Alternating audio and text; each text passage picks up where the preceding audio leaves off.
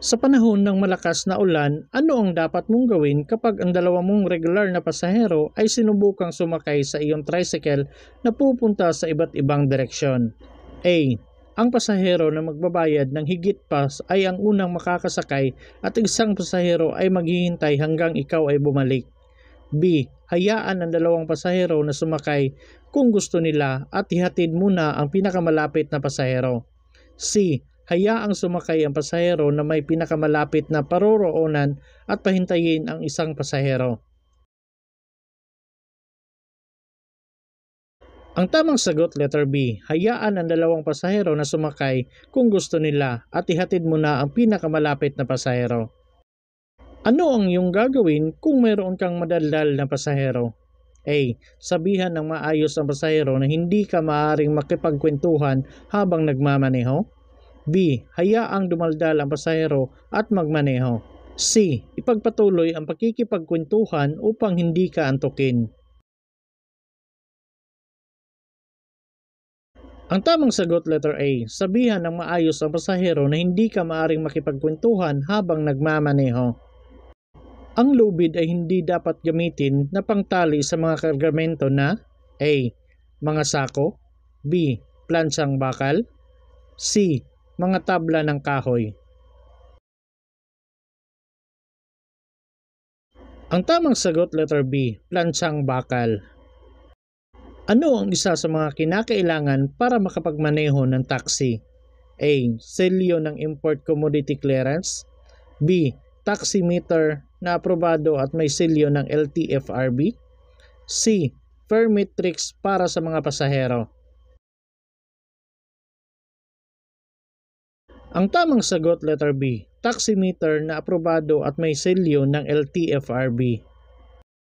Ikaw ba ay obligadong kumuha ng Certificate of Public Convenience mula sa LTFRB bago magmaneho ng iyong tricycle? A. Depende sa sakop ng biyahe. B. Oo. C. Hindi.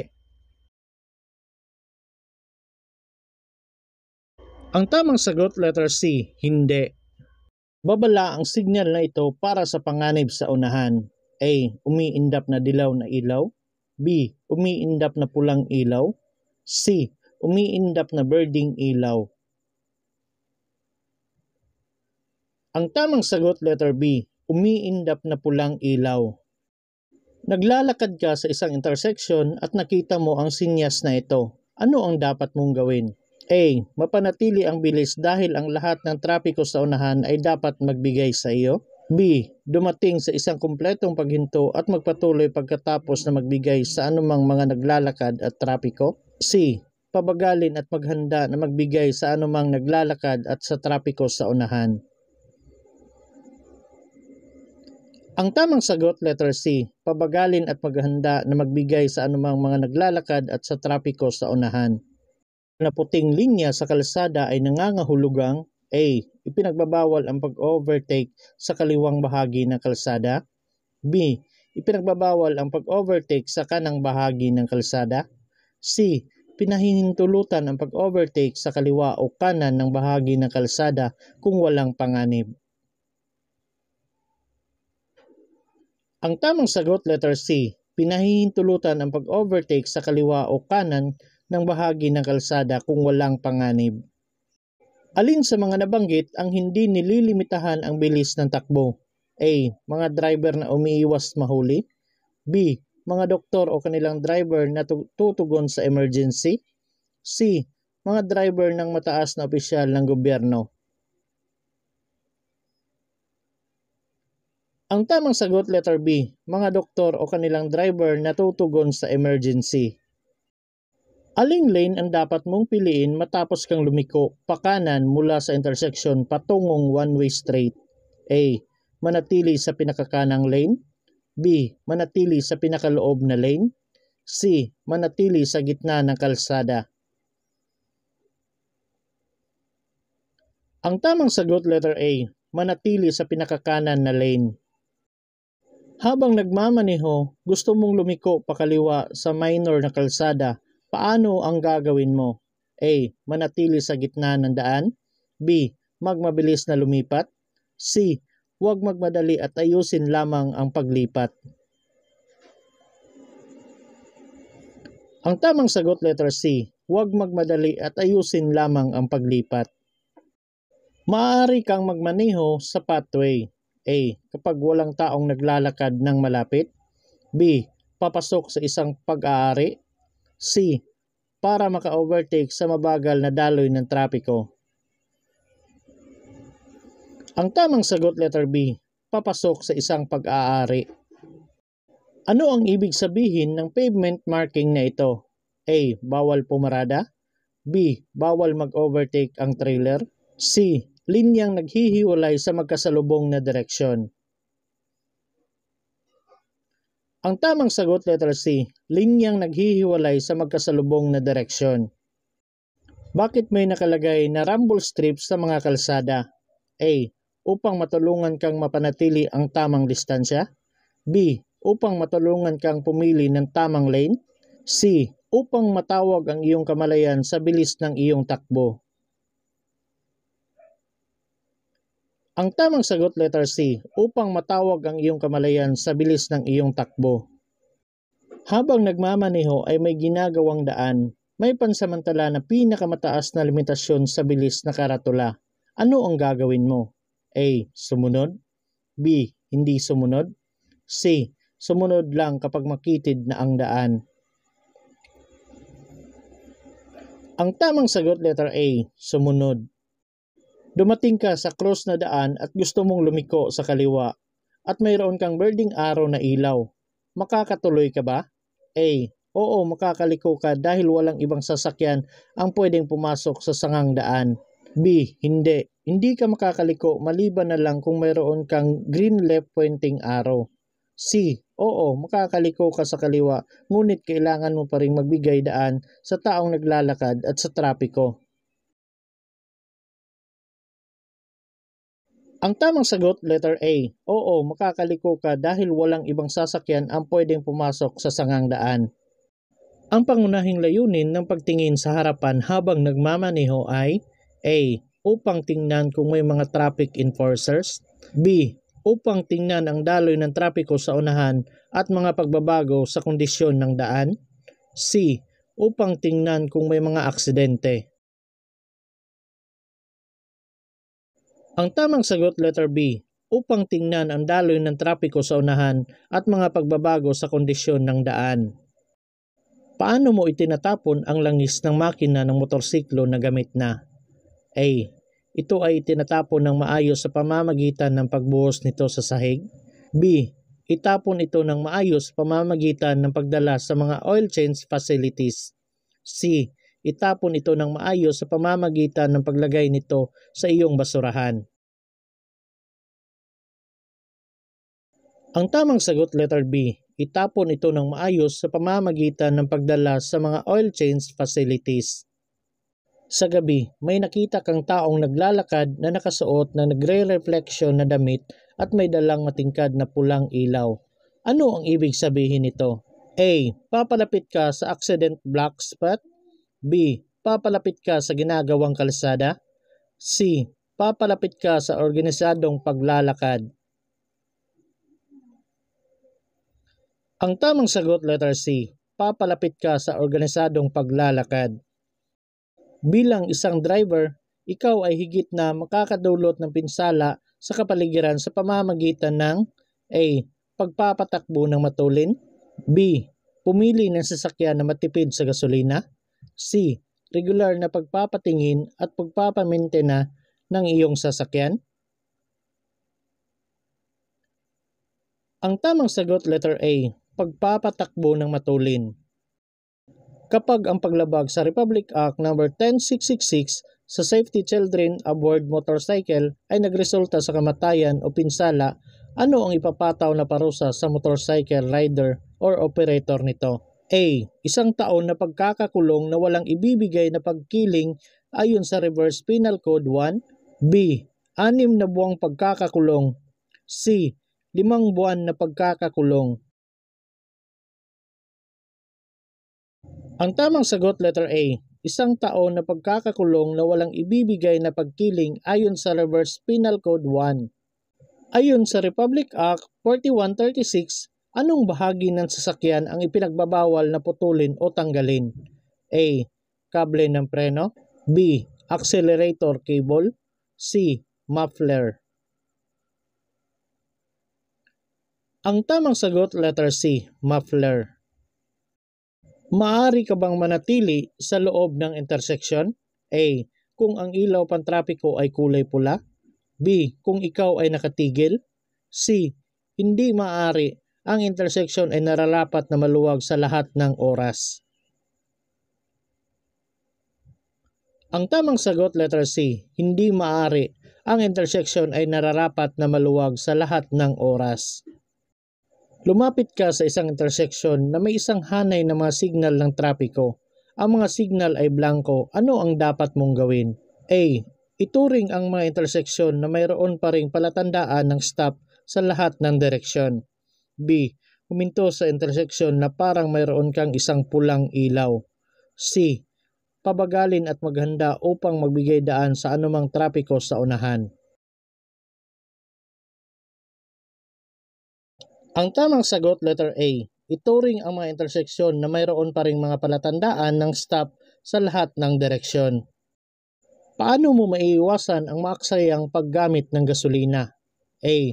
Punuin ng gasolina ang saddle at top box. B. Bihira lamang napatingnan ang kondisyon ng sasakyan. C. Napapatingnan ng wasto at napapanatili ang kondisyon ng sasakyan. Ang tamang sagot, letter C. Napapatingnan ng wasto at napapanatili ang kondisyon ng sasakyan.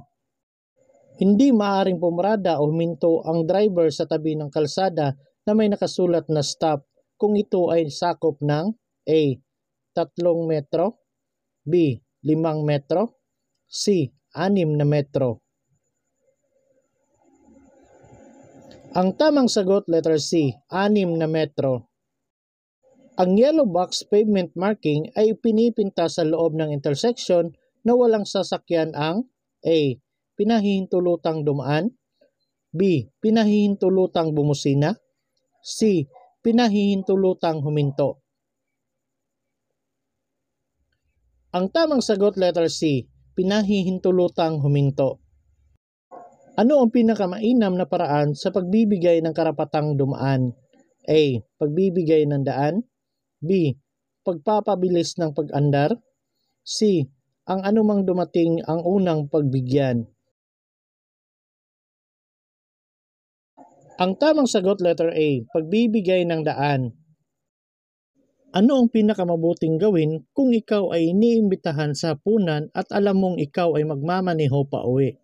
A. Kumain ng mainit na pagkain at uminom ng alak. B. Iwasang paghalu-haluin ang mga alak na iinumin. C. Huwag uminom ng anumang alak. Ang tamang sagot, letter C. Huwag uminom ng anumang alak. Kailan mo dapat tingnan ang level ng langis ng makina ng sasakyan? A. Kapag mainit ang makina. B. Kapag umaandar ang makina. C. Kapag malamig na ang makina.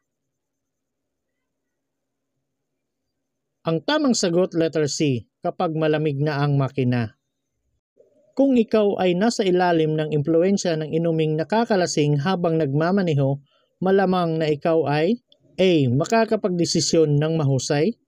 B. Makakapag-isip ng mas mahusay. C. Mabagal ang reaksyon. Ang tamang sagot, letter C. Mabagal ang reaksyon.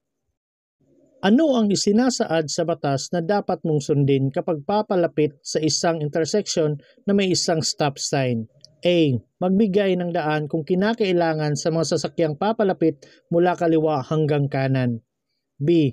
Itigil at magpatuloy kapag ligtas na gawin ito. C. Pabagalin ang sasakyan at magpatuloy kapag ligtas na gawin ito. Ang tamang sagot, letter B. Itigil at magpatuloy kapag ligtas na gawin ito. Alin ang tamang pagkakasunod-sunod ng traffic light? A. Pula verde, dilaw verde, verde pula. B. Pula verde, dilaw pula, pula dilaw. C. Pula Birdie, Dilaw Pula, Birdie Dilaw. Ang tamang sagot letter C. Pula Birdie, Dilaw Pula, Birdie Dilaw. Kung walang manual, ang mga gulong ay maaaring lagyan ng hangin habang ito ay malamig na may puwersa na A. Dagdagan ng 4 to 5 PSI sa maximum na puwersa. B. Dagdagan ng 2 to 4 PSI sa maximum na puwersa. C. Bawasan ng 4 to 6 PSI sa maximum na puwersa. Ang tamang sagot letter C. Bawasan ng 4 to 6 PSI sa maximum na puwersa. Ilang mga bumbilya ang pinapayagan sa bawat auxiliary lamp? A. 6, B. 10, C. 8. Ang tamang sagot letter A. 6. Ang sinyas na ito ay nagsasaad ng babala sa mga motorista na maaring may mapanganib sa daan. A. Regulatory sign, B. Informative sign, C. Warning sign. Ang tamang sagot letter C. Warning sign. Bago lumipat ng daanan o lane, lalo na kung gabi at umuulan, bukod sa dapat mo nang suminyas, tumingin sa mga gilid at rear view mirror, ano pa ang dapat mong gawin? A. Bumusina, B. Pailawin ang mga headlight, C. Lingunin ng bahagya ang mga katabing sasakyan. Ang tamang sagot letter C. Lingunin ng bahagya ang mga katabing sasakyan. Bakit kinakailangan mong patayin ang mga signal indicators matapos lumiko? A. Upang maiwasang masilaw ang iba pang gumagamit ng kalsada. B. Upang maiwasang maubos ang baterya ng sasakyan. C. Upang maiwasan ang kalituhan sa iba pang mga gumagamit ng kalsada. Ang tamang sagot letter C. Upang maiwasan ang kalituhan sa iba pang gumagamit ng kalsada. Ikaw ay liliko pakaliwa mula sa pangunahing kalsada patungo sa maliit na kalsada. Bago ka lumiko, dapat A. Alisin ang iyong signal patungong kanan. B. Gamitin ang unang kambyo at bilisan ang takbo. C. Suriin ang mga sasakyan na maaaring mag-overtake sa kaliwa. Ang tamang sagot letter C. Suriin ang mga sasakyan na maaaring mag-overtake sa kaliwa.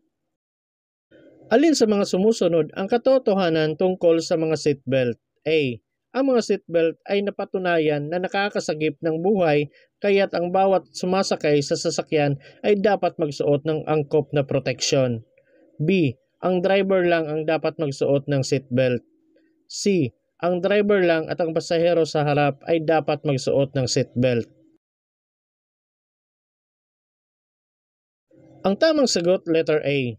Ang mga seatbelt ay napatunayan na nakakasagip ng mga buhay kaya't ang bawat sumasakay sa sasakyan ay dapat magsuot ng angkop na proteksyon.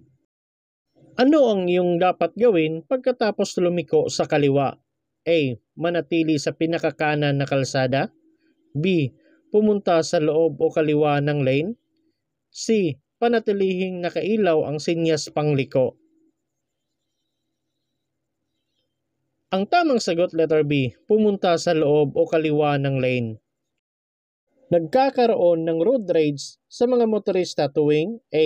Hindi alam ang alinmang panig ang mga tutuntunin at regulasyong pantrapiko.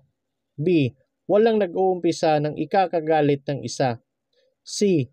Ginalit ng alinmang panig ang isa pang panig. Ang tamang sagot letter C. Ginalit ng alinmang panig ang isa pang panig.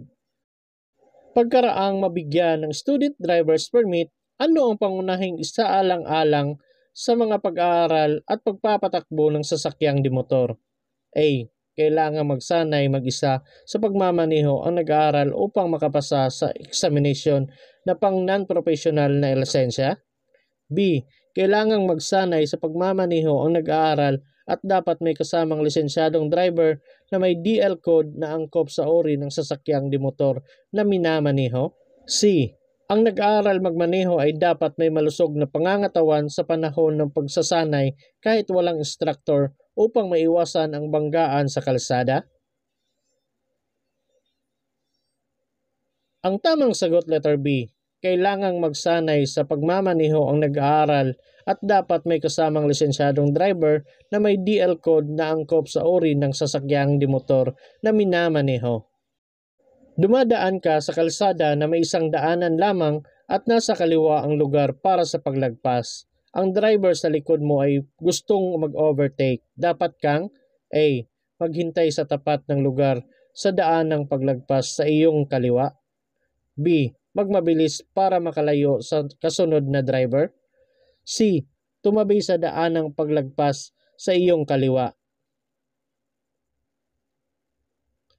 Ang tamang sagot letter C. Tumabi sa daan ng paglagpas sa iyong kaliwa.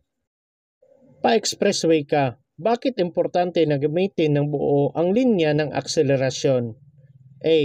Para pwede kang bumalik. B. Para mapabilis ang bilis katulad ng trapiko sa expressway. C. Dahil mayroong espasyo para sa pagliko kung kinakailangan. Ang tamang sagot letter B, para mapabilis ang bilis katulad ng trapiko sa expressway. Ang student driver ay hindi pinapayagang A. Magmaneho ng walang student driver's permit. B. Magmaneho ng walang kasamang kwalipikadong nagtuturo. C. Lahat ng nabanggit. Ang tamang sagot letter C, lahat ng nabanggit.